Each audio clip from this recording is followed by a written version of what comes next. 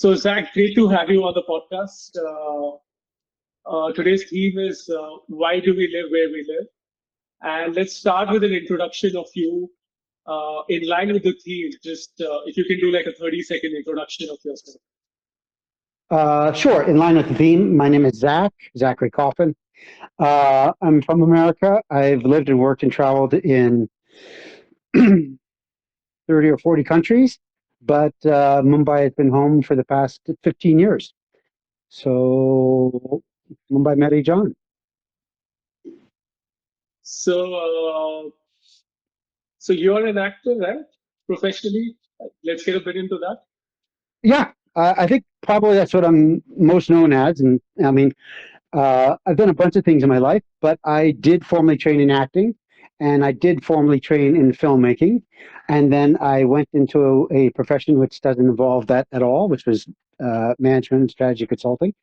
And then I did a bunch of other things and a bunch of other things. And then I was at Prithvi Theatre, which is a much beloved theater. It was started by Prithviraj Kapoor. So Ranbir Kapoor's great grandfather. And it's a bit of a sanctuary in Mumbai. It's a non-commercial space, and really wonderful. And I was watching a play there, and somebody saw me in the audience. I think the light was like reflecting off my head, and so they spotted me. And when I was coming out from the play afterwards, they asked if I wanted to play an evil white guy in their play. And I thought, you know what? The time has come. So I did that, and it was a pretty evil character. In 5 minutes, I rape, I sodomize, I torture, and I kill in the first 5 minutes of my stage debut. So I made an impression, and for years later, I would get a phone call from a casting person or somebody saying, "Hey," they wouldn't say evil white guy, but they would say, "We need somebody kind of like your type." I knew what that meant, and that was a little over 10 years ago. But for the past 10 years now, actually 11 years, I've been doing acting full time. I mean, as my first job, and then I do other things also, but that's just Mumbai life. Everybody's juggling multiple lives. Okay. So when you were approached at Prithvi at that time, you were not an actor. I wasn't. I had actually actually, as fate would have it, we're recording this right now. It's December 6th, 2024. I arrived in Mumbai December 6th, 2010. I think that just occurred to me this morning. I went, "Oh my God," because a friend actually, as it so happens, the director who spotted me in Prithvi Theatre, it's his birthday today, as it so happens. So the day I arrived, his birthday, our recording, arrre. But yeah, I had come to Mumbai in December 2010, December 6th, mainly to get a film project that I had been raising money for and was trying to produce, direct and produce, for some years. And I had previously been to India back and forth for some time, back and forth. But here, this time I came and I knew I was, I'm going to start a new chapter. That movie didn't get made. I lost all my money trying to make it twice. And so I was doing some other things. I adapted another screenplay that didn't work out. And I never really wanted to be an actor. But I thought, while I'm trying to get my project made, sure, I'll act in the play. Sure, I'll do this. And then it just became, like I did. This is what I'm going to do. Oh, sure, a little acting. And I'm trying to rebalance it a little bit with my life. But yeah, acting took over in a big way. I've done now about 100 projects. Okay. So Zach, I'll just talk a bit about how today's theme came to my mind. There is this thinker called Naval Ravikant. Are you aware of him? Yeah, where do I know that name from? Can you remind me? He's like a popular thinker and like a very popular podcast guest. He was I on see. Okay. He was on Joe Rogan, and he's an angel investor, early investor in Uber, Twitter. I see. Yeah, I got it. One of those guys. So somebody recently asked him that. So his family moved to the US when he was a little child, Mm. Somebody recently asked him that what role do you think that move from India to the US while you were still a little boy? What role do you think that played in your evolution and your journey? And the answer he gave was that people with high agency, people who have high control on their lives, they find a way of being at the right place one way or the other. If you have high agency, no matter where you are, and if you're aware of your goal in life, you will figure out where you need to be to meet that goal, where the probability is the highest of you meeting that goal in life. What are your thoughts on that? I don't often use the word privileged. I think it's a completely overused word. I almost have an allergic reaction to it when people start talking about privilege because it gets overused, misused, and it actually stops a lot of thinking. You use the word privilege, and then people stop thinking. But I can't help reacting to what he just said as the height of privilege.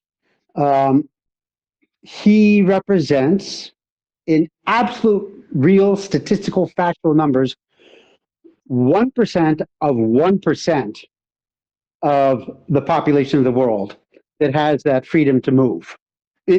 I understand the spiritual point he might be making, which is absolutely true, that you will find a way to get things done. You know, if you say you're a writer but you never write, if you say, oh, I want to be a movie star but you never take an acting class, right? So there's a fantasy, right? So you need to do these things and make it real. You will find a way. That's that's the path. That's what it is, and it separates people from those who just think it or who desire it. Lots of people desire whatever they desire in life. Separates it from the people who make it happen. And making it happen is quite a spiritual accomplishment. It's a real thing, for good or evil, whatever it is. But just the agency and the act of will is a wonderful thing. Nevertheless, for him to talk about that in the way, particularly around, say, geography and place, it's such a strange thing to hear because, uh, you know, 8 billion people in the world. What's 1% of 8 billion? 800 million. What's 1% of 800 million? 8 million. Yeah, like and when did he move there? What year? Must have been Like 70s, 60s, 70s, 40, 40, 80s, I would guess. 80s. Okay, so that was a kind of the second wave of major Indian migrants. So there were some more, but that's nothing compared to, right now there's 6 million students total who are studying abroad. Now that's a huge increase over whatever it used to be in the past. It went from 0 to, more. It's 6 million right now, and it'll go up to, I think the projections are is going to go up to 9 million by 2030, right? So that's a good example of this is a trend that's increasing. But this is a statement that strikes me as, I mean, actually, the first thing that comes to my mind is I had a professor, he's a very famous professor, his name is Edward Said, who wrote one of the most influential books on culture called Orientalism. And Edward Said defined his existence as being in exile. He was a Palestinian Christian who could not return to his homeland. So he lived in Manhattan, New York, kind of a cultural capital of the world. So if you're going to pick a place to live, it's a pretty good, second choice. But his entire life, decades of living was the heart longs to be where it longs to be. And he, that's how he defined his life. It was one of exile. It was the subject of a lot of his literary interest, and it just became partly how he identified himself. So he didn't have that agency that the person talks about. And there are other reasons. Arthur C. Clarke, who's a famous science fiction writer, he wrote 2001. So he's a British, he was born in Britain, but he ended up living most of his life in Sri Lanka. And it's kind of an interesting, actually, this is a kind of an interesting mix of the two because he went scuba diving, I think, in the 50s at some point, and he happened to discover some like underwater temples, right? Like he just happened to make an amazing discovery. And so he came back and he just decided, this is where I want to be. And he actually started a scuba diving school, which was, I think, destroyed by the tsunami in 2004. But, he has this whole life in Sri Lanka, and he built a life there. He entirely lived there because that's where he wanted to. And he also had a very futuristic perspective, which was, he was one of the one of the earliest people, if not the first, it's a little bit debated whether he's the first, to come up with the idea of satellites that can be used for communication, right? So he wrote a paper, I think when he was 13 or 18, and he wrote it to the Science Journal in Britain and said, why don't we do these things, which will be like these orbiting things around the world, and they'll relay communications around the world. So he was, he's a big figure, right? Science fiction guy, even at the age of 13 or 18 or whatever it was. This is a very famous story. I'm not saying anything that's not known. So he figured out, listen, I can live in paradise, which was for him Sri Lanka. And then if somebody needs to reach me, there's this satellite technology, which is getting better every, 5 years or so.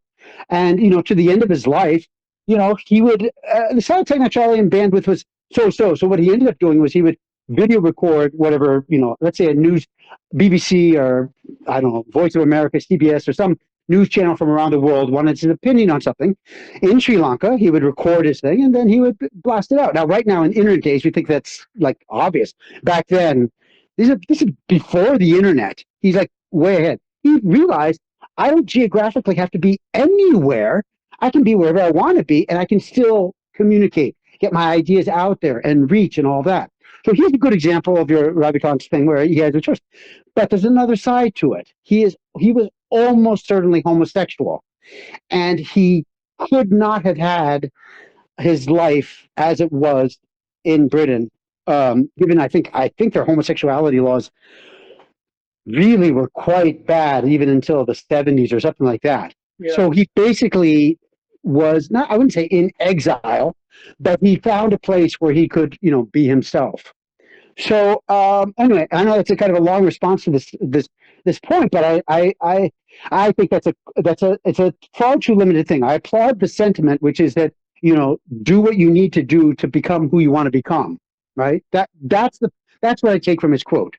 But kind of all the rest of it is a little privileged. Can't believe I used the word privilege. And we've started off with a discussion on privilege. We're talking about why do we live where we live, and like privilege is such an important part of why do we live where we live, right?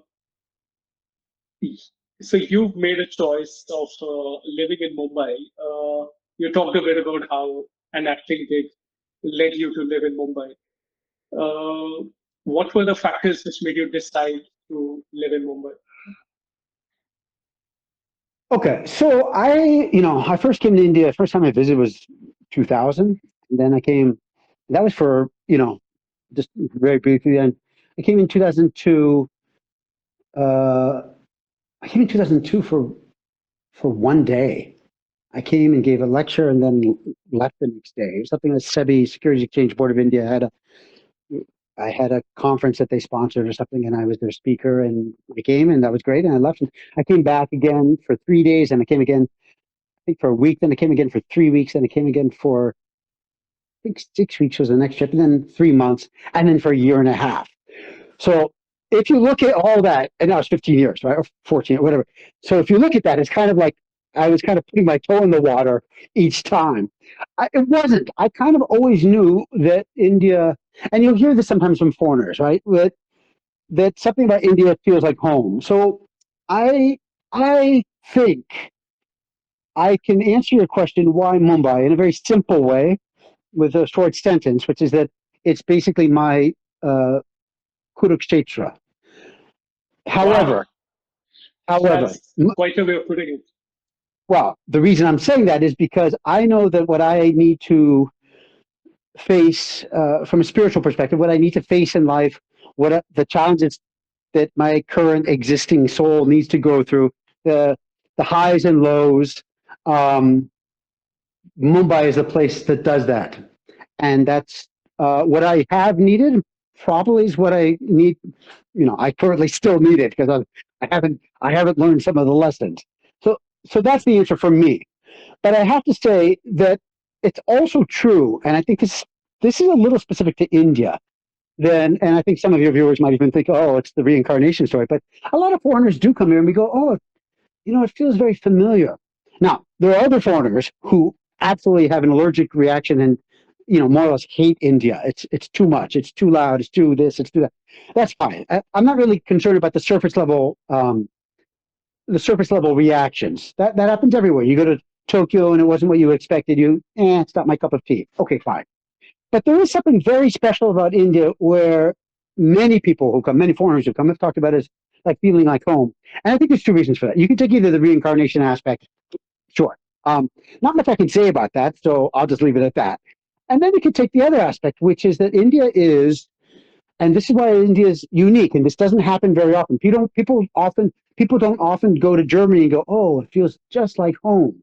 Like a guy from who's leaving Nigeria to start a new Unless you're life, and from yeah, unless you're from Austria. yeah, unless you're Austria, right? You're cousins. But a guy from Nigeria who's leaving Africa for a better life and he ends up in Munich doesn't go, oh, it's something that resonates. Like it doesn't happen. But in India it does. And the most I can understand this is that India is a kind of repository.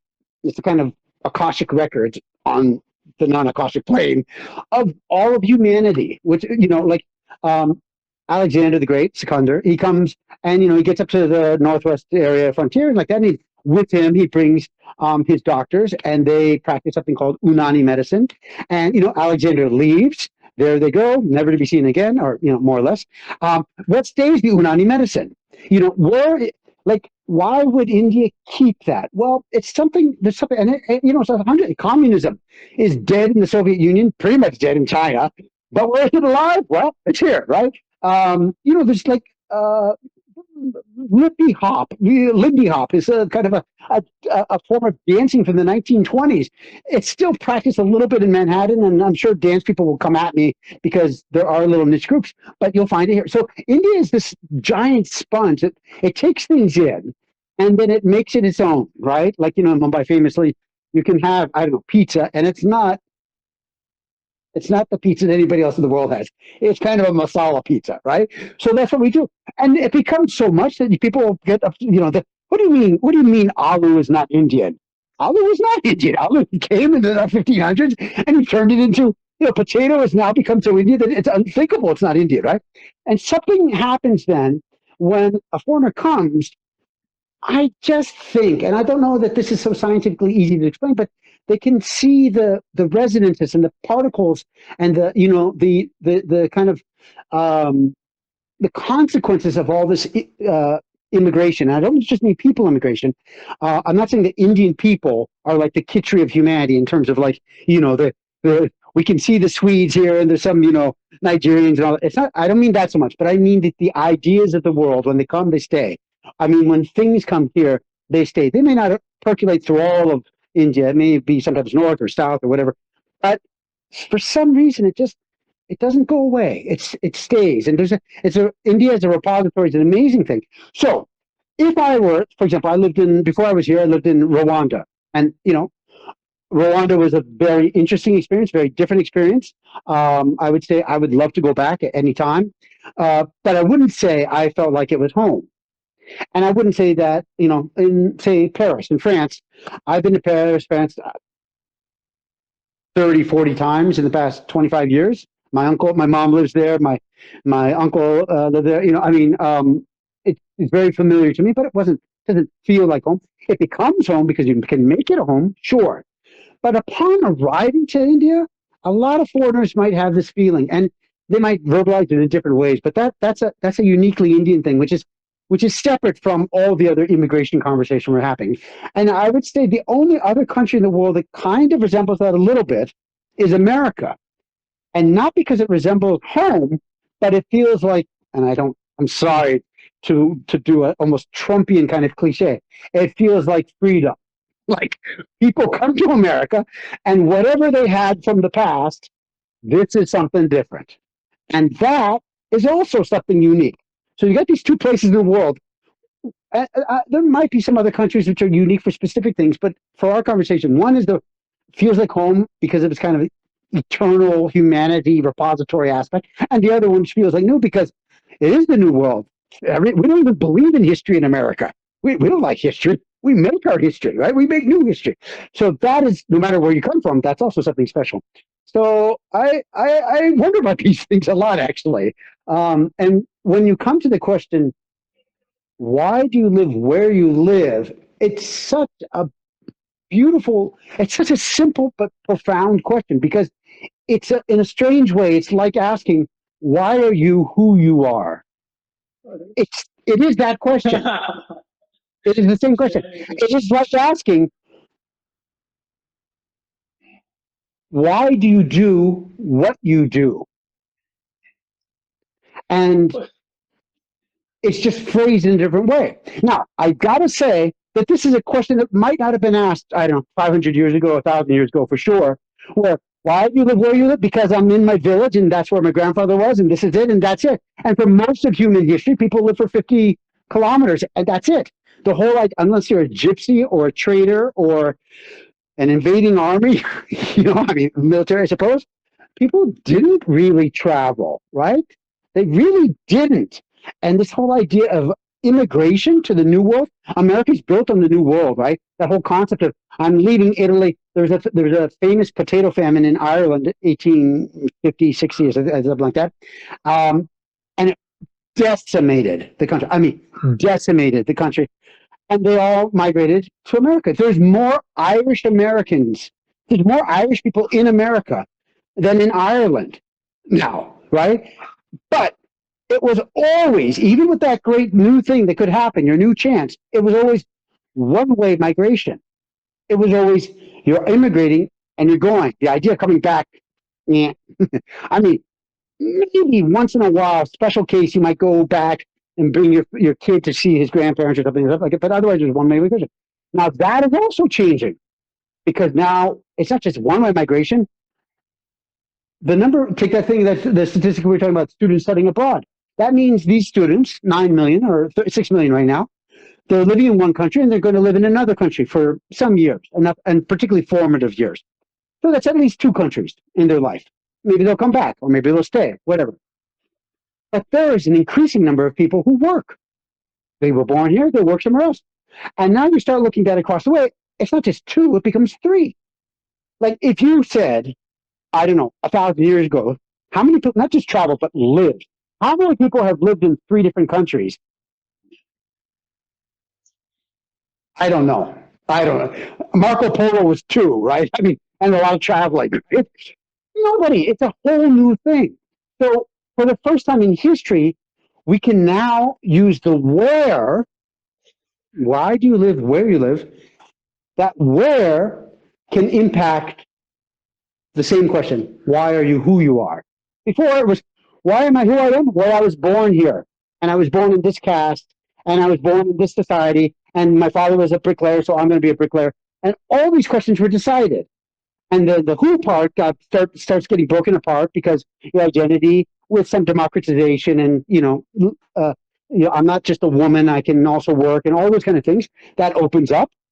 Why do you do what you do used to be inherited.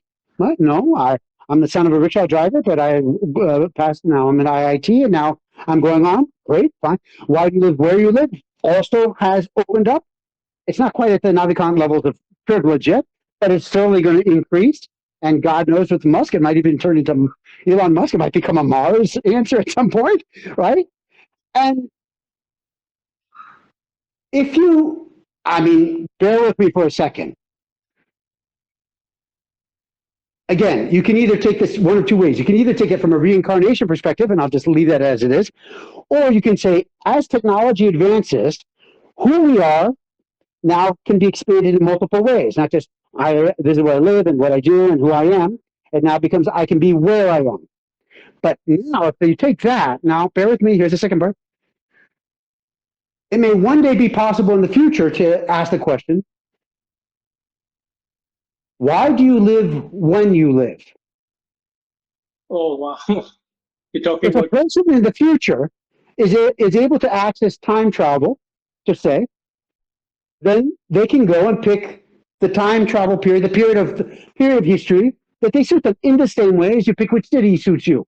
Which I'm going to migrate to Delhi, I'm going to migrate to Mumbai. I'm going to migrate to the 16th century, I'm going to migrate to the 17th century. You could do that, perhaps. Or even if you don't want to believe the science fiction or the science, I wouldn't say fiction, but say the science aspect of that, take reincarnation. Why has my soul chosen this moment in life, in history and time, to be here on the planet at this time? Right? So whichever way you come at this question, it basically comes back to who the hell am I? Yeah, who the hell I am think I? another I think Really, another question we might see within our lifetime is how long do you want to live? It might become a choice rather than good question. Like, where do you want to live? Right? I mean, people's bucket list. If again, this is a little bit privileged because at the same time, in 8 billion, there is still, easily a billion people who are definitely not having this conversation, right? So it is a little bit privileged on that side, but that's, we'll take that for what it is. Um, but yeah, there are people who are very, very actively looking at how do we get to 150 years old, right? Medical advances being, sure, your body starts to decompose, not decompose, but sorry, you're not dead yet. But, there are issues with this material. Um, you know what? We can fix a lot of that. And even if by 140 you're kind of a Frankenstein, right? You're still going if you want. There are people who want to, and if they have the money to, and all that, that is possible, right? It's a famous ship of Theseus question, right? So Theseus, he builds a ship and he starts sailing, and as he's sailing, for one reason or another, something on the ship breaks, and they stop at a port, and they have to repair it, and they get a new, I don't know, a new sail. And then they're going a little further, and there's some wood in the creaking or whatever is broken, so they stop, they get that replaced, right? And by the time he's reached his destination, every single part of his boat has been replaced with a replacement part, such that not a single part of the boat, when it arrives, resembles the boat that was there. Not one part of the physical boat is it. Is it the same ship? Did he sail on the same ship the whole time? I don't know. But these questions, I love these questions. I think I'm a little bit on the cusp of that. I think if I can maintain my health for say a good 30 years more, I might just hit that spot where technology has come in and goes, okay, we'll take it from here, Zach. Like, okay, we got it from here, right? Uh, and this is very strange days. Yeah. yeah. So so about the question that why you chose to live in India, you gave a very spiritual answer that you felt like you belonged here and you felt almost spiritually connected when you came here. Mm. Uh, what about the more physical side of things, like more worldly? I think that's one way to put it. Like, what Oh, about that I think finding work? Mumbai is, yeah, right, right. So I I have an arranged marriage with Mumbai. And what I mean by that is simply that it doesn't matter how bad the corruption, how much malaria or dengue fever, or the roads are disgusting, or this guy is cheating you, or just how difficult everything in life is, or, you know, every year about 2,000 people die on the local trains, which is insane. There's no city in the world which would accept that. Like, it's unthinkable that six people die on the train every year. And like, if that happened, I don't know, in New York or Paris, they would stop the train and they would say, we can't do it, let that happen. If it happened 2 days in a row that six people died on the train, after 3 days, some minister would be like fired. And yet it happens here, right? And every single month, tens of thousands of people come. And more or less make it both better and worse, right? Mumbai is the second most densely populated place on earth. Only Dhaka, Bangladesh, in which basically all of Bangladesh is inside Dhaka. Like, Dhaka is almost a country, but anyway, the point is, yes, they are the most densely populated. Mumbai is the second most densely populated thing. And so what you have here is that everything gets intensified. Um, your dreams, your hopes, your ambitions, the ability to move ahead, as well as the crushing failures and struggle, and you basically I put it just death, because if you're that guy on the train, it's death for you that day. But it's a tough city. More than death, there's a lot of people who come to Mumbai and then they go back for one reason or another.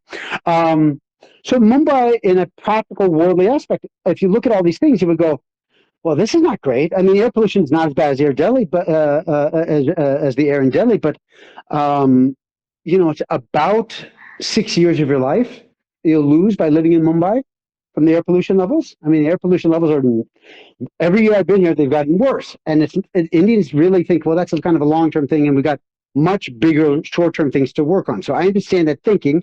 I'm not sure I agree with it, but I understand it.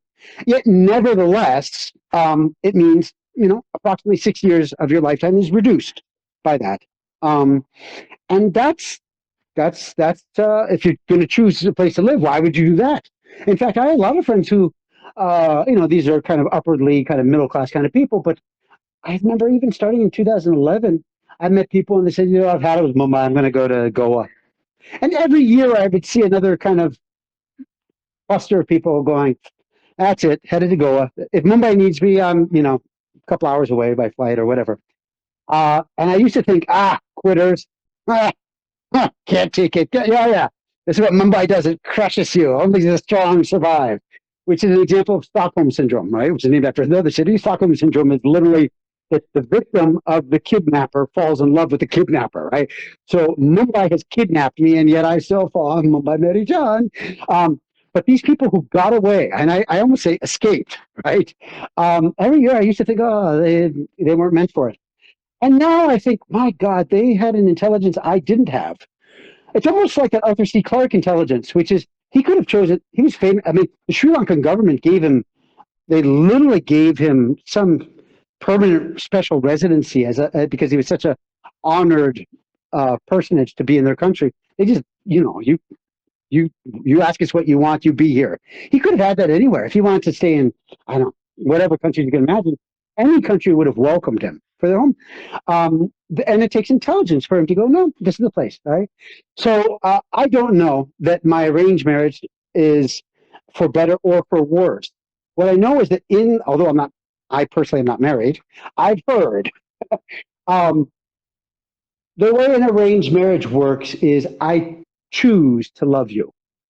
So I choose to love Mumbai. I actively, every single day, like an affirmation from a kidnapped victim, I say, I love you, Mumbai. And I do. And Mumbai is great. And, some of that's kind of, soft and emotional stuff. But it's also true that Mumbai is an amazing, amazing, dynamic global city. It's not international enough, like, say, New York or London, but it's getting there, and it will be. But it is a city which attracts migrants. And what that means is people are compelled, like a magnetic attractive force. They go there and their fate can change. And What it means is that other cities around it are even worse. That's well, what that it. is sure, but it's not just. I mean, yeah, you could say that, but you could choose to go to Pune if you're coming from, I don't know, Raipur, and you want to start a new life. Do you choose Pune? Pune is not bad. Indoors, I think, gets rated as the cleanest city in India. Why don't they go to Indore? Nothing wrong with Indore or Pune, but Mumbai has a special quality. There is this. In fact, just one thing on this. There was a researcher. I think he was at the University of Michigan. I was at a conference, and the city planners in Mumbai 15 or 20 years ago they were really trying to figure out, as growth in Mumbai is definitely happening, how do we make Mumbai a world-class city? And they looked at the research, and they found that this guy in University of Michigan had done a study of 6,000 cities around the world. And the question is, what is a world-class city? And the answer is it depends. It depends on what do you value, what do you care about. If what you care about is raising your children for their education, I think it was like Oslo has like the best overall nurturing educational system you can imagine for raising children. If it was for, I don't know, cultural activities, probably I think it was New York, perhaps London, but New York, something like that. If it was security, I think Geneva was like the safest city in the world. Right. So these are world-class cities in their own way. But to their surprise, they found that Mumbai, and by the way, on education and safety and culture and all these kind of things, Mumbai was not high on this list of, I mean, it wasn't probably at 6,000, but it wasn't, it wasn't where it needed to be. But to their surprise, Mumbai ranked number one over all the other 6,000 cities. Number one over New York, London, Tokyo, Paris, everywhere in the world in one thing. Something which economists call economic mobility. Economic mobility Exactly. is That's exactly what literally, it's literally defined. I'm. Sorry, I'm a living example. yeah, but it's literally defined.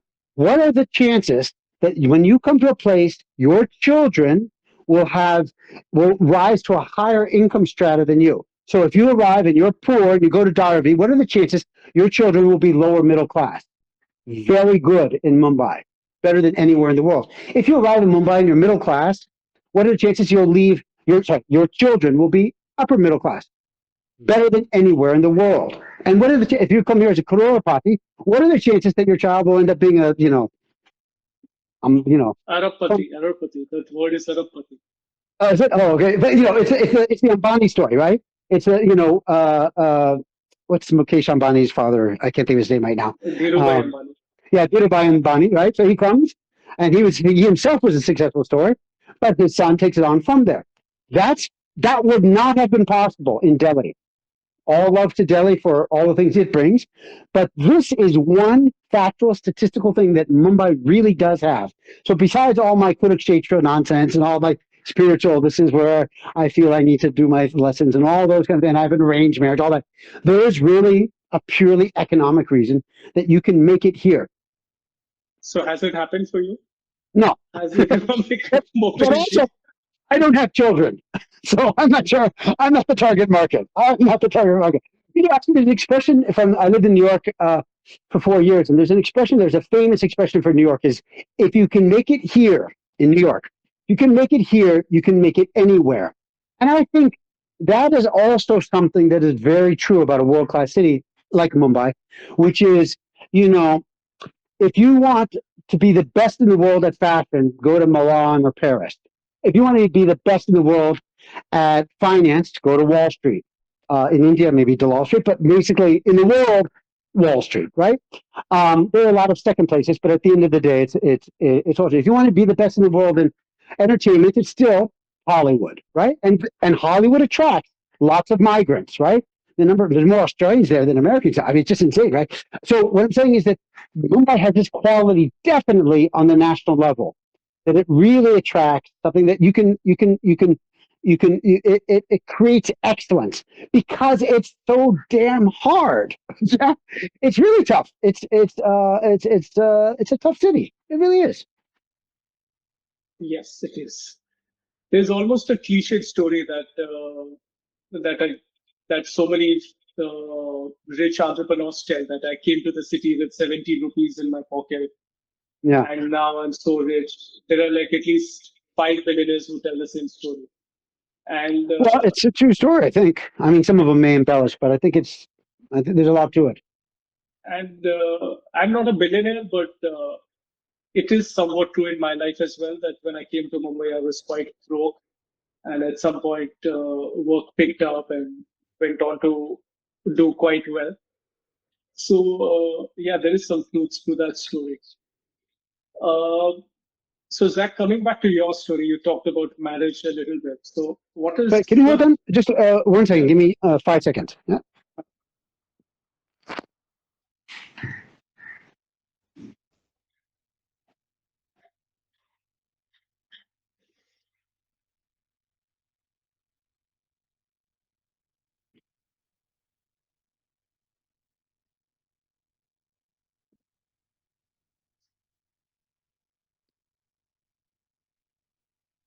Hi, you there? Yeah. So, one of these things about Mumbai is, my God, it's hot. Actually, it was the coldest November in Mumbai ever, and now it's the hottest December. The weather, yeah. Anyway, yes. so? Yeah, so you talked about marriage a little bit. So, what is the relationship between dating life and choosing a city, according to you? I'm not sure I'm the right person to answer that. And I follow. I really, I find. I mean, it's a wonderful question, and I'm somewhat fascinated by this kind of the areas of cultural meeting and cultural norms. So there are some I think Instagram, YouTube channels that I just keep following their videos. I think one is Dating Without Borders, something like that. I wish, I wish, they're the people that answer your question, which is, they would literally, they'll go into Mexico City and they have an expat there, someone from, Norway. So the Norwegian is in Mexico City and they ask, what's it like to be dating in Mexico? And there's a real comparison, right? And all these kind of things from around the world. Um, Also, I mean, the world is changing, but, it is this concept of arranged marriage. It does exist in other societies. It existed in the West in medieval times and other parts of, actually, for a lot of Western history. But the individualism of the West really started this thing where you can pick who you want, which gives rise to dating, right?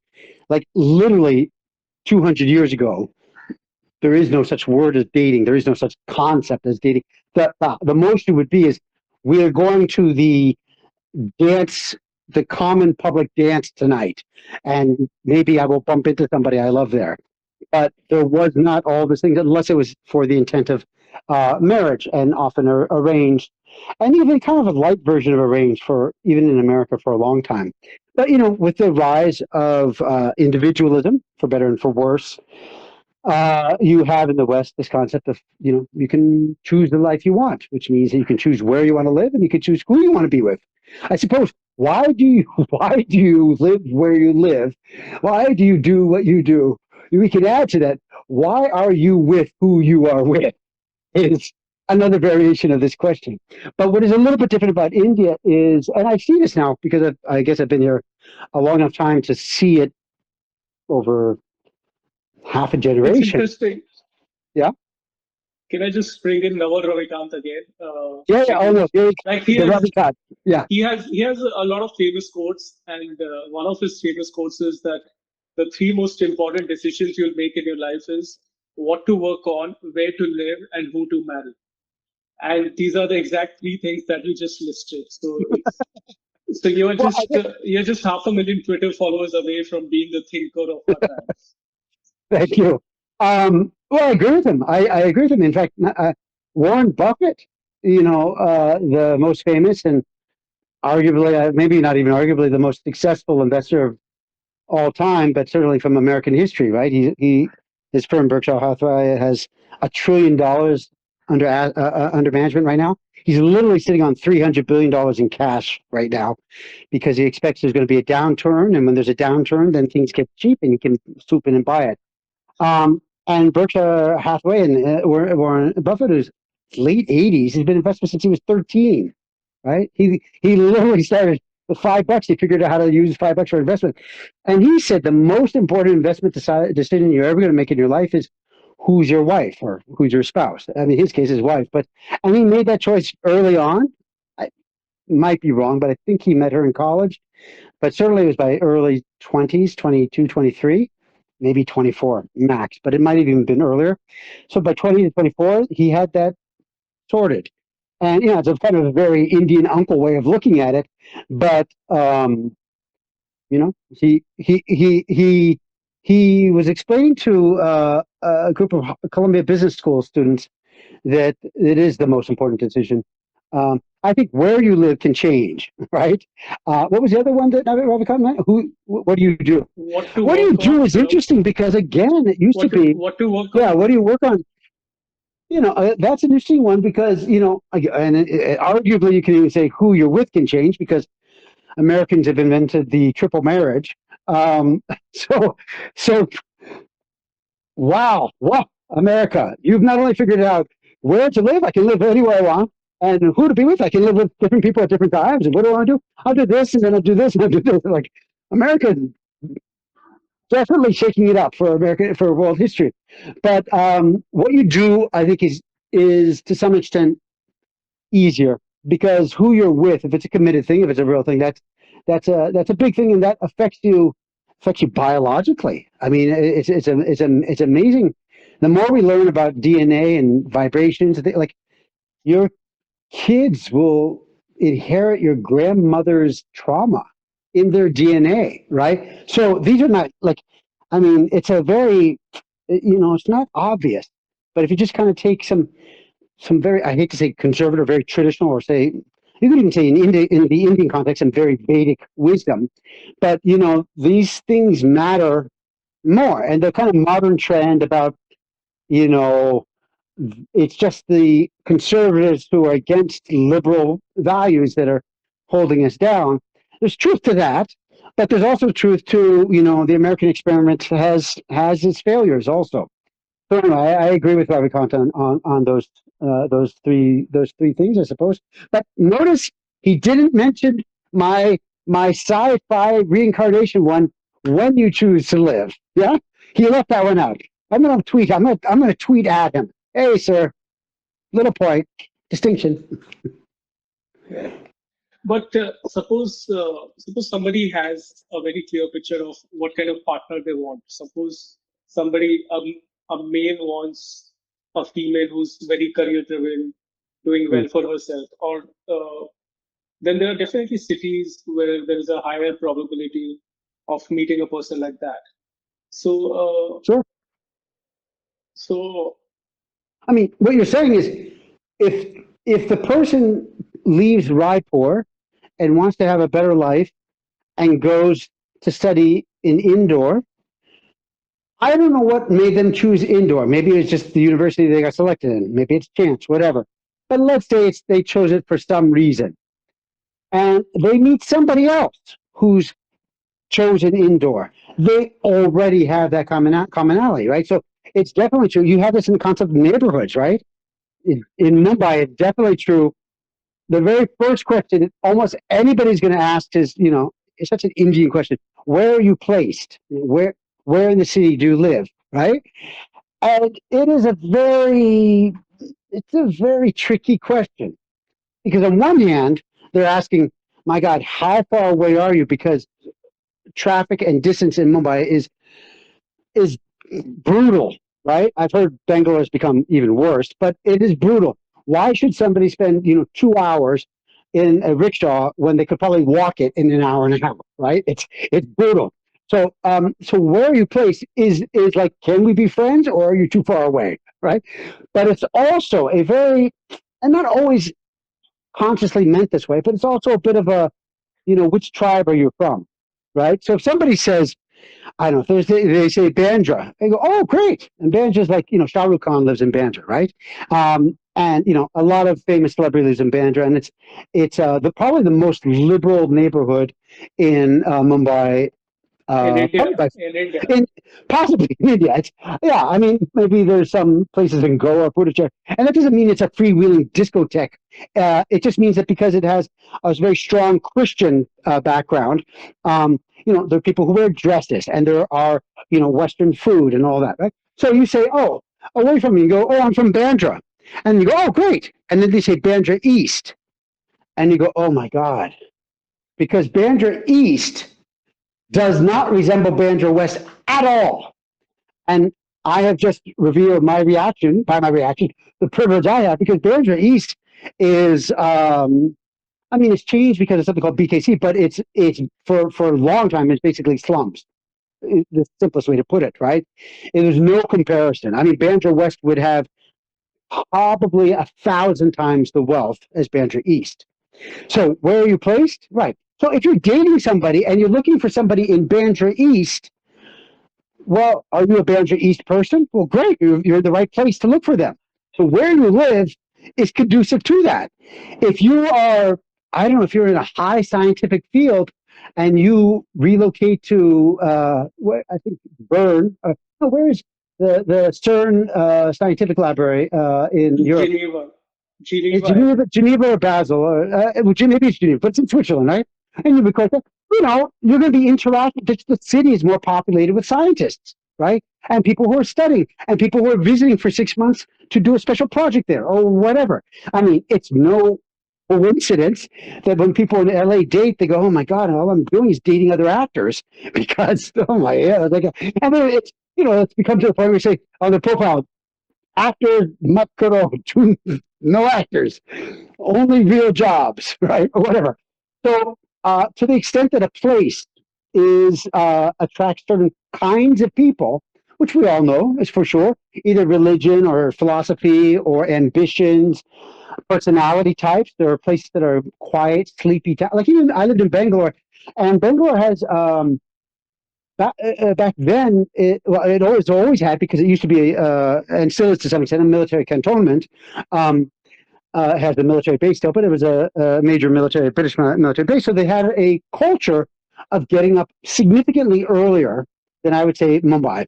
And you would find, people out, like uncles at 5 a.m., 6 a.m., 7 a.m., not just uncles, but lots of people with a stick and walking early in the morning. And yeah, you see that everywhere in India a little bit, but in Bangalore is much more of an early morning culture. And likewise, the city regulations at that time, I was there in 2012, at that time, they had, I mean, it sounds ridiculous to me now, but they had just imposed a curfew limit of 11 p.m.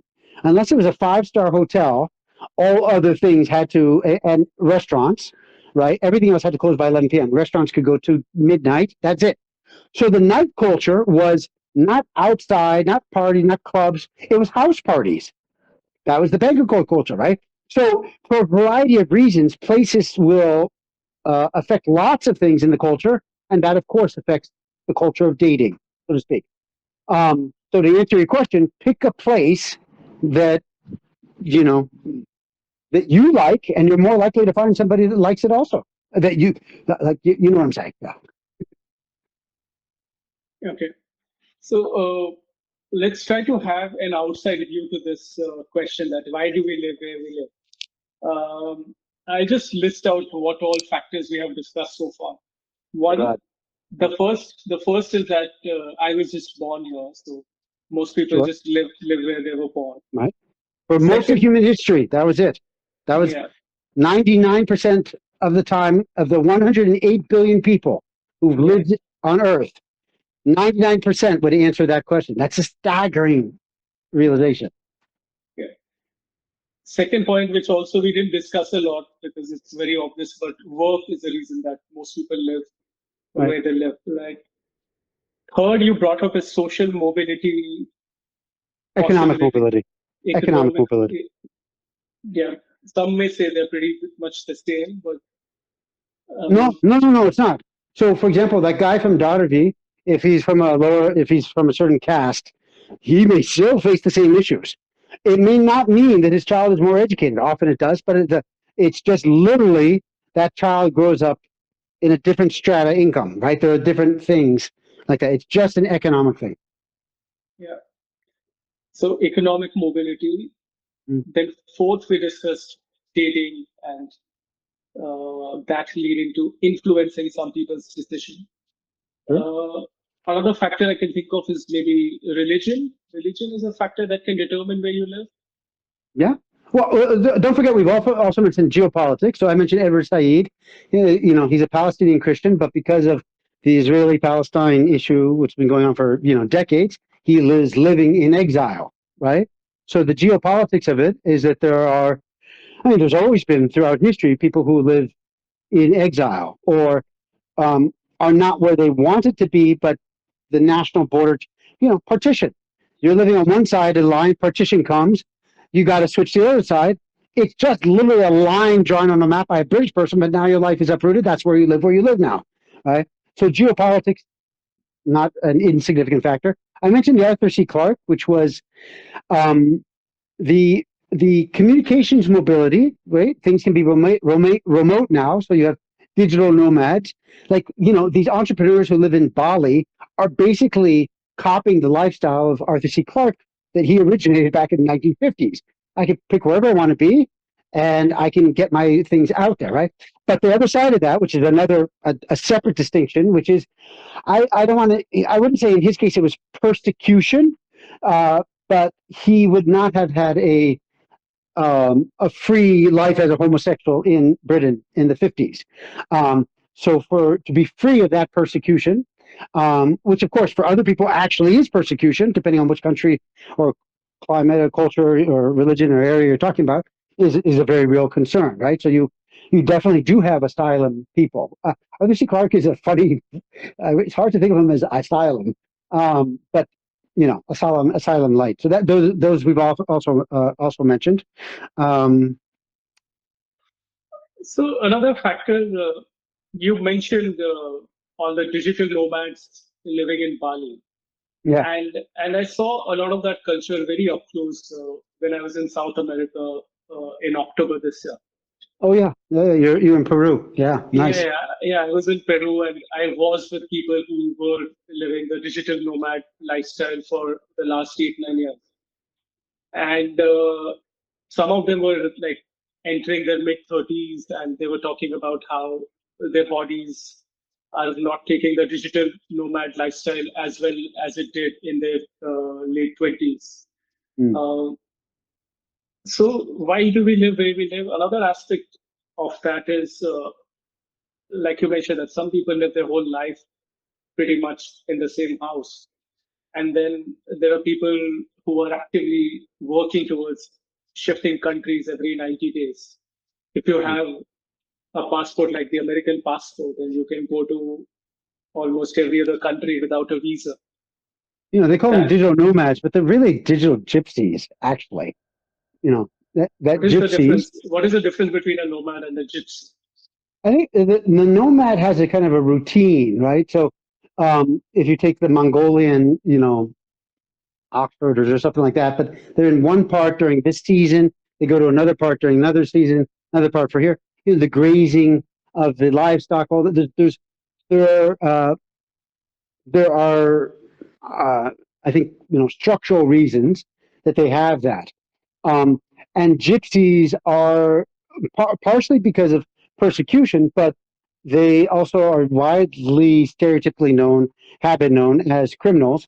And it's also connected to what they do. It's often entertainment kind of business and circus kind of stuff like that. So they're always kind of on the move. And where they go, from India to the UK, you can draw a straight line. You'll find gypsies all along, back and forth along the way. In some sense, I hate to say this because now I'm getting very stereotypical. I can imagine that they avoided going to the same place twice because they had such a bad reputation wherever they left. And often it's very unfair. I mean, never forget the Nazis, with the Jews, they literally put gypsies in concentration camps. So it's a terribly unfair way that the way people look at travelers, right? Your perpetual traveler for most of history has been distrusted. Um, so that thing about the gypsies right now, these digital nomads or digital gypsies, they are basically opportunists. They're going to wherever they feel is the best, cheapest life they can get.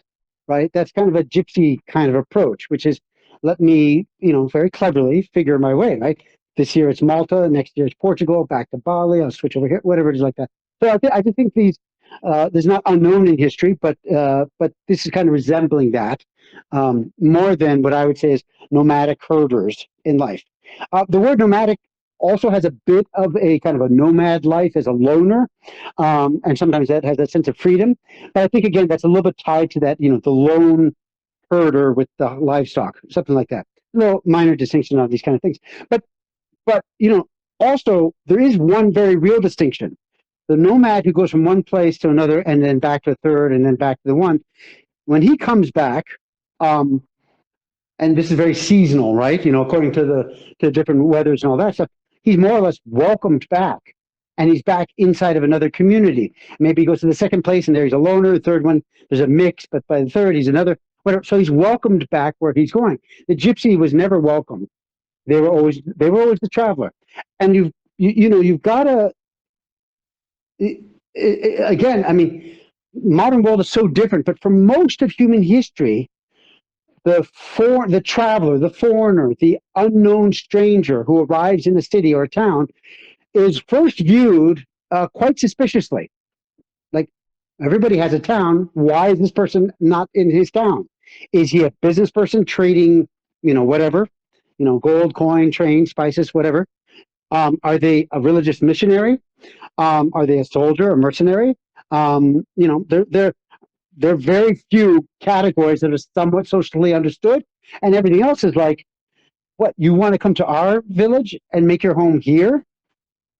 That's, you get rejected. So Ravikant's opening, your quote from Ravikant in the beginning, my first reaction to it was, well, that's quite a privileged perspective because not many people could do that.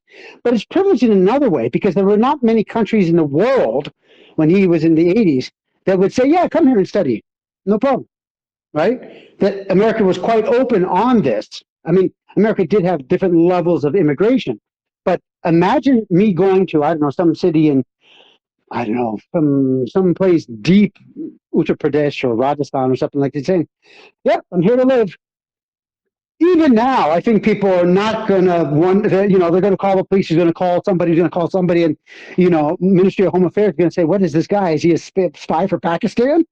And there's actually, I'm not trying to belittle it, there's actually good reason for this. In the past, disease was carried by strangers, right? So the reason you have so many communities and subcastes and, you know, 3,000 dialects in India is because every 50 or 75 kilometers, something like that, 50, 75, but certainly every 100 kilometers, even if you're North Indian, you speak Hindi, every 100 kilometers, the dialect changes again for that the native natural village, and changes again and changes again. It's getting smoothed out because of broadcast TV and radio and all that. But in the past, take, I don't know, 1,000 years ago, those represented different little clusters. And when somebody came from another place, you know, wait a second, there's a huge thing about what disease do they have. We need to, you know, I mean, there's some modern concepts like COVID, where we're all in lockdown, but you want to put that person in lockdown, you kind of put them at the outer post and you study them for a while before you let them into your city. That's how it was for most of human history. Now, despite that, there was in India and in Greek culture also this idea that, you know, the guest is God. Oh, are you still there? The camera went off. Oh, yeah, no, yeah. Oh, okay. Just tell you back to you. But what I mean is, you know, there is this contradiction in India, which is, you know, highly segregated. And a lot of it, and this also kind of deals with caste, but a lot of it was around, you know, sense of cleanliness, whether actual factual cleanliness or kind of spiritual cleanliness. Those concepts were very embedded in Indian culture. And so you had these segregations. And if somebody tries to go from one to the next, like, who's the stranger? What caste does he belong to? Right? I mean, you know, all of these questions come in, and particularly in the Indian context, but certainly in the West in different ways too. You know, where is this person, you know, Flemish or Spy? What is it like that? Most of human history did not really like that idea of travelers, unless there were certain categories. And so the spread of ideas came through those kind of four categories. It's a remarkable thing, really. Anyway, that's again back to that point that Navikant in his quote is not realizing the benefit he had of getting to be in a country that allowed him to be there, whatever restrictions and limitations it had on the number. And I'm sure he qualified, you know, maybe 1 in 1,000 qualified, and he was better than everybody else. He passed all his exams or whatever. Give him credit for all of that. But there's two sides to that privileged aspect. Yeah, so I have a personal belief, and I have a feeling you share it as well, that I believe in sampling cities before forming an opinion on them. Like last year, I spent a month in London. This year, I spent some time in South America, the US. Yeah. And you hear USA so many number one. USA number one. USA. Sorry. Yeah, I agree. The only challenge I found in living in the US or even in London is it's quite difficult to figure out the medical system when you move to a new city. That's true. If I figure out that part, I would really love to move, and maybe as I visit the cities a few more times, I will figure out that part. Well, you can actually get, just as friends of mine have this kind of global health insurance now, which is not bad. I mean, particularly if you're in, you know, America or someplace like that, is not bad, right? For a reasonable amount, it kind of holds you off against some big things. So just keep that in mind, right? So people like you choosing things. So services also become global too now. Interesting. Yeah. Yeah. And I realized that a lot of times you have prejudices that, for example, you mentioned that in New York subway, 6 people died a day. The city went down to a not New York subway, Mumbai local trains. Yeah. I'm saying in case in New York subway, 6 people died every day. Yeah. the city will come to a standstill. But but if one person died in New York subway and it is all over the news, and you read that news, and six people died in Mumbai, it's so normalized it will never be covered in the news. Right. And you read that one article about New York, and you might form an impression that New York subway is not safer than Mumbai local because that Sure. one story is in the news. I'm just Right. saying there are a lot of prejudices that you get from following the media, and the real situation can be a lot different. So my belief has always been to sample the cities, live there for at least a month, hopefully longer, before having a sense of whether how it feels like to live in that city, how it feels like to go out in the city, hang out with the people who live in that city. And I'm surprised more people don't do that. Live with this. Actually, it's a privilege thing again. That's where our discussion started. But I have that privilege, so I make sure that I sample the city before I decide to move. I think it's a great idea. It's not, I mean, it's a privilege thing, but it's also, it's just choices, right?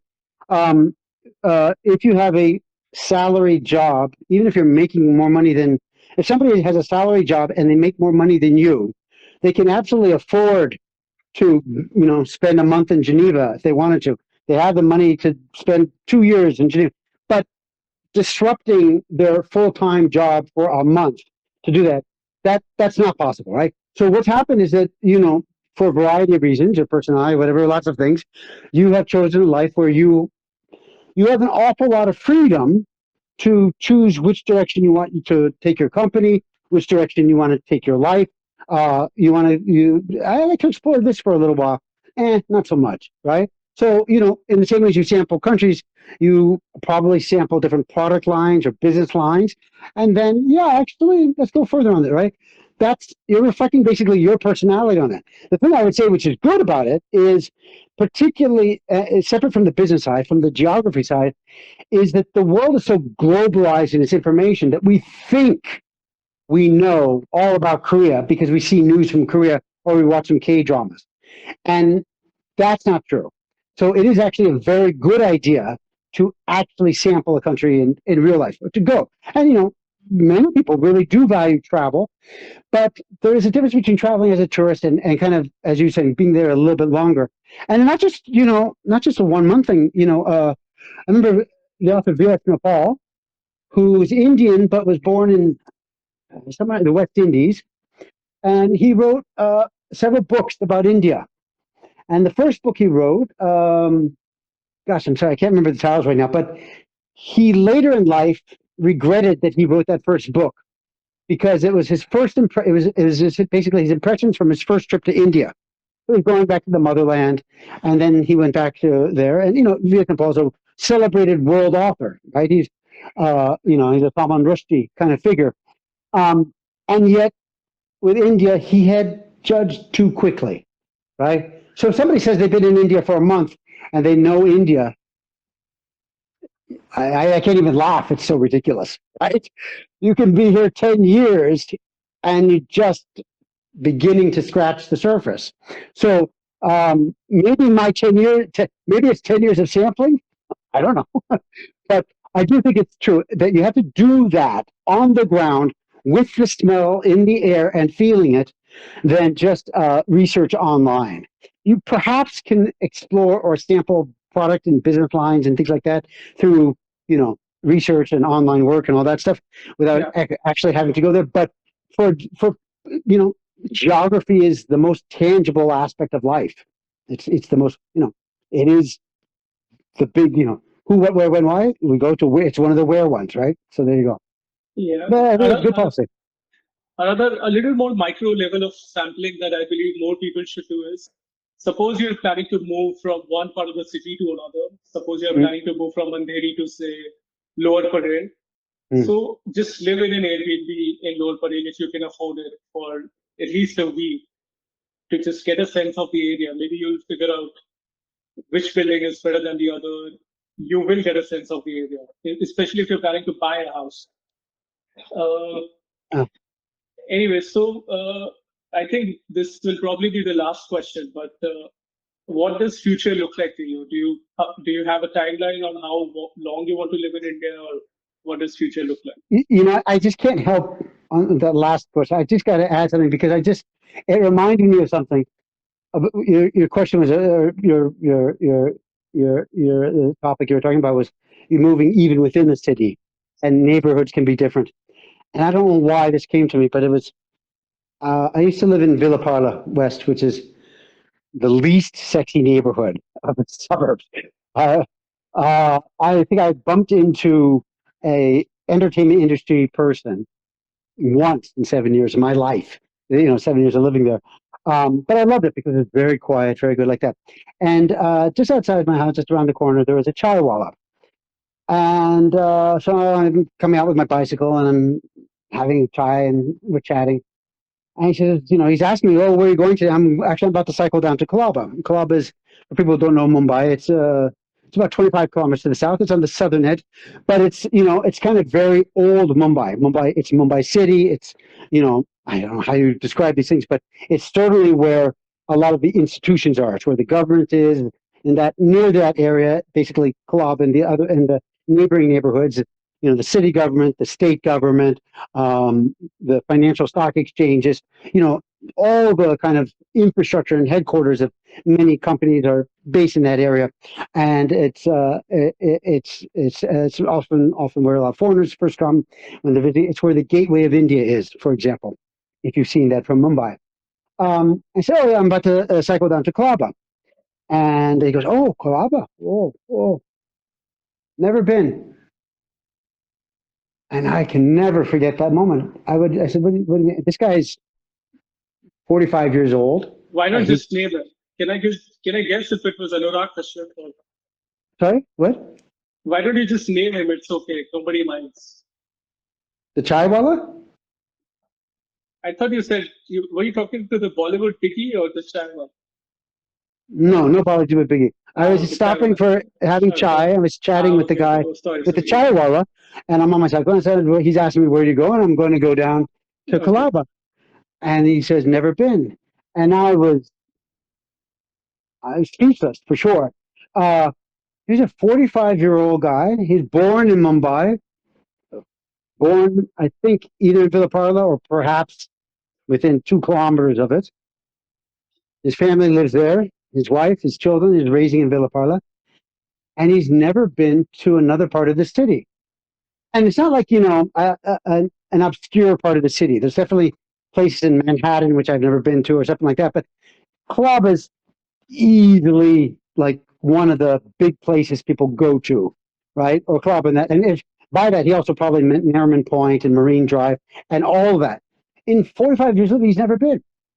And it really woke me up. It really shook me up also that, his life is he gets up, he does this and he does this, and then he's selling his chai, and then he calls it a day at a certain time, and then there's this and then that, that's it. More or less 7 days a week. That's his life.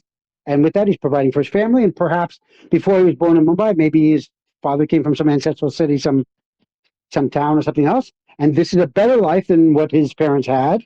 And with his life dedicated, committing to selling his chai, he's going to give better life to his kids. But even visiting another part of the city, it's just not part of the life that he has. And of course, you and I have very different things where I think probably your value is kind of similar to mine, that I highly value freedom or liberty or whatever you want to call it, the ability to choose different options. And so I try not to get myself in positions like that, where, or if I am, let's say I have a contract with the company, I'm there for 1 year, okay, fine, but I'm not doing a long-term 10-year contract or something like that. So these are different personality factors. Anyway, I just had to bring that up because where you live, why do you live where you live? This guy lived, why does he live where he lives? The answer is he's inherited it and it's his duty. Yeah. Right? He's a good man, but that's his job. He can't take a month to sample some other place, Yeah. So anyway, I'm sorry to inject that little thing, but it was a stunning thing for me. I'll never forget. Also, I left Villa Parla. I live in Juhu now. Juhu rocks. Yeah. Zach, just give me a second. I'll just come from the washroom. Okay. Oh yeah, sure. I'll just start talking. Yeah. So let me tell you about Sachin. Wait for him to leave. Okay, now he's gone. Okay, so no, I'm just joking. I'm not going to tell you about Sachin, and he probably is going to cut this out. But actually, just to follow up on that other thing, I lived in Villa Parla for 7 years, and I really liked it because it was quiet. Um, but it's such a funny thing. Why you live, where you live, getting down to the very specifics. I really wanted to be near Prithvi Theatre. Prithvi Theatre, I mentioned earlier, with Prithviraj Kapoor and all that. It's the heart of theater in Mumbai, arguably the heart of theater in India. It's kind of a sacred place, really, and I just wanted to always be near it. And so it took me about 8 months of looking. Well, I was living in Villa Parla, so it wasn't urgency, but I just kind of kept checking and looking all that. And finally, there was a place that came, and it was walking distance to Prithvi Theatre and walking distance to the beach, and also walking distance. 7-minute walk to Prithvi, 7-minute walk to the beach, and 7-minute walk to PVR cinemas. I'm in heaven. I'm in heaven, right? And also the Juhu is nice neighborhood and all that kind of stuff like that. But really, these were the three things. I wanted to, at 7:50 p.m., quickly check my phone and see, oh, there's a play on in 10 minutes, and just get over there. Um, that is perhaps the height of privilege, but it is something I chose. I pay a lot more money than I did in Villa Parla. I literally paid triple what I did in Villa Parla. Even my electricity bill, because once you change PIN codes, the electricity bill I had in Villa Parla, which was, I mean, it was a nice, great, wonderful neighborhood, all that, but the electricity bill, and compared to this, just because of the change in PIN code, my electricity bill is now 10 times higher. And I'm the same person. I'm not doing anything spectacularly different. It's literally 10 times higher because I moved 2 kilometers from one PIN code to the other PIN code, the zip code, as we call it in America. I did that, and my electricity bill, so it's in your back, but I was just saying, I got into specifics. You can watch it later if you want. It's a little bit boring. Why I moved from Villa Parla to Juhu, and how much it's cost me. Okay, okay, cool.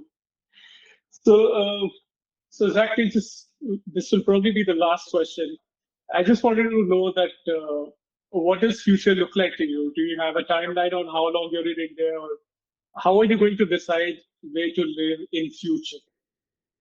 That's a really difficult question. It's a tough question because if you ask a guy who always has many options, what is your future option? He'll go, I don't know.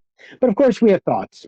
And I would also say there's a bit of a prejudice because when a foreigner comes, a prejudice on your part, no offense, not a biggie, but whenever a foreigner comes to India, people expect us to go back, right? The two main questions almost there's where you placed in Mumbai. That's a big question. But then it's, oh, how long have you been here? And how long are you staying? How No, long have you been here? I don't ask it before because you're a foreigner. I ask it because you've lived in 30 to 40 countries and you have a track record of changing countries. Well, isn't that funny that I've lived and traveled and worked in all these different places, and now I've been in Mumbai, and I wouldn't say I hardly travel at all, but again, my life used to be like this.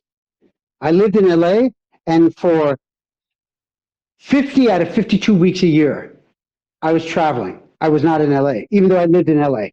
I drove my car for 2 weeks a year. I had to pay annual car insurance on 2 weeks. It was literally cheaper if I just forgot the car and rented a limousine. It would have been cheaper. But anyway, and it's gone to this. I mean, now it's gone to this, which is I live in one place and I hardly travel. I travel for work now. If there's a shoot, I see my mother, various little kind of administrative things occasionally, stuff like that. But no, my life is kind of completely reversed. But that said, one of the things that is, and we touched on this way earlier in the conversation when you brought up the conversation about the issue around longevity, and people are getting older, medical technology, people could live to be 150 or something like that. Well, that will also affect parents. In simple terms, the world is older than it's ever been, right? The average age of humankind is older than it's ever been, and it's getting older. India has a very large youth population. It's one of the best in terms of that for the world. But even China, it's now migrating to a much higher age average. And what happens in all these countries, Japan is kind of also Japanese people live longer, but Japan and Europe are seeing this more than anywhere, but America is also starting to deal with it, is taking care of old age parents, although embedded into Indian culture is, and I'm not saying it wasn't in the culture before, but if your father died when he was 40, and maybe he had one bad year of sickness, from 39 to 40, you were taking care of him when he was 39 to 40. That's what it used to mean, right? Your mother lived to 45, and in the last 6 months, she developed some problem or whatever, and yeah, you're looking after her so she has a graceful exit. But now people are living to whatever, 60, 70, 70, 80, 80, whatever, and they are accumulating issues as they go. Like very few people are free of issues. So they're accumulating issues, which kind of get managed by technology and advances in science, but they have issues. And, the kind of intersection of these is basically still the need for human care. Um, AI might destroy the profession of screenwriters. I don't know. But it won't destroy the profession of being a nurse, because we actually physically, nurses, bricklayers, plumbers, their jobs are safe, right? Until the robots come, but they're safe.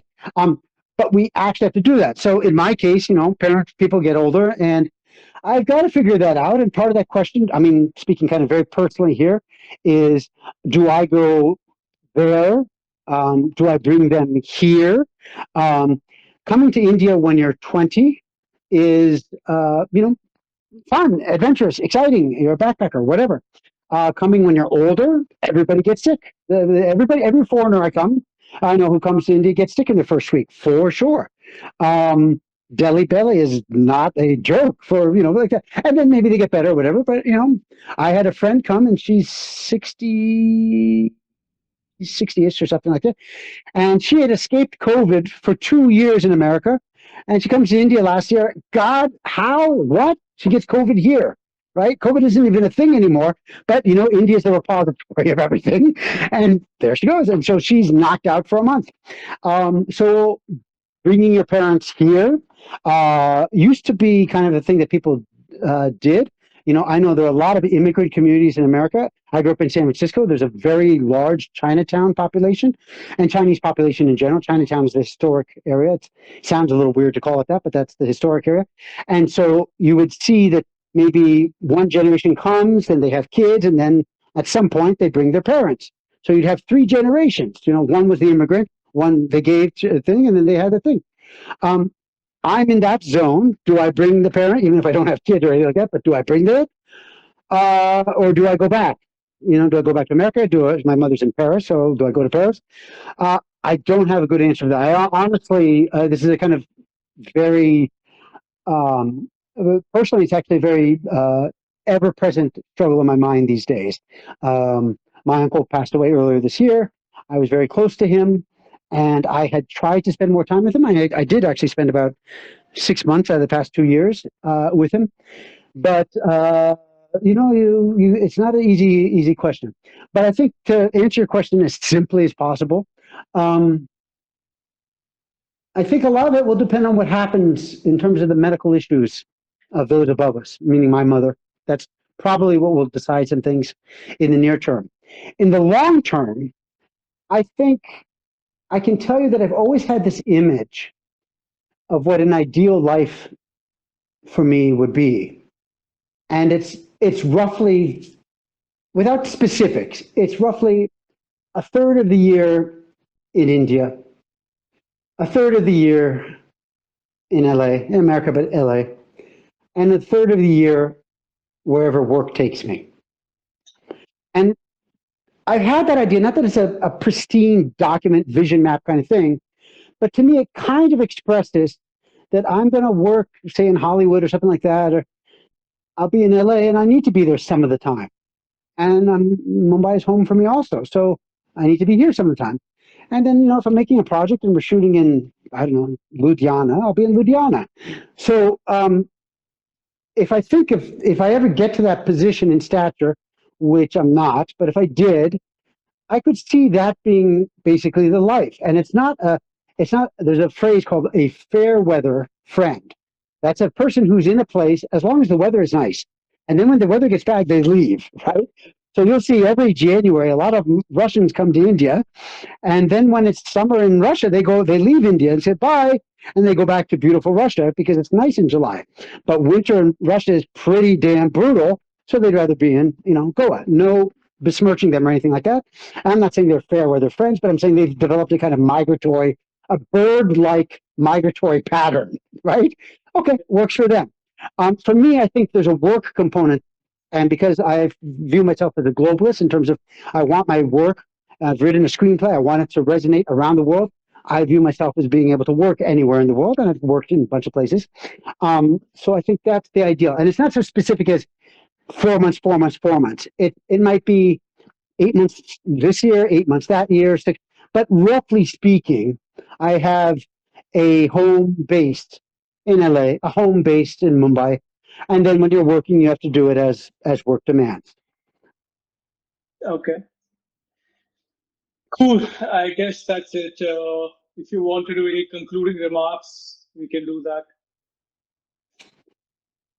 Not really. I think, yeah, sure. there is There's one other guy. I heard about this story when I was in college. I think I went to college. I went to Columbia, and some of the Beat Generation poets, Allen Ginsberg most famously, came out of Columbia. So we just kind of informally kind of knew things about their life. So Allen Ginsberg and Jack Kerouac are probably the most two famous of that generation. But there was another guy who was slightly older than them, a little bit like a godfather or maybe a big brother to them. An novelist author named William Burroughs. William Burroughs wrote his probably most famous work is Naked Lunch. Anyway, this is American literature, but extremely influential for at least two generations of American writers. And this most modern Beat Generation is kind of known for being cusp, avant-garde, experimental in all things. Experimenting with drugs, experimenting with culture, experimenting with sex, experimenting with literature.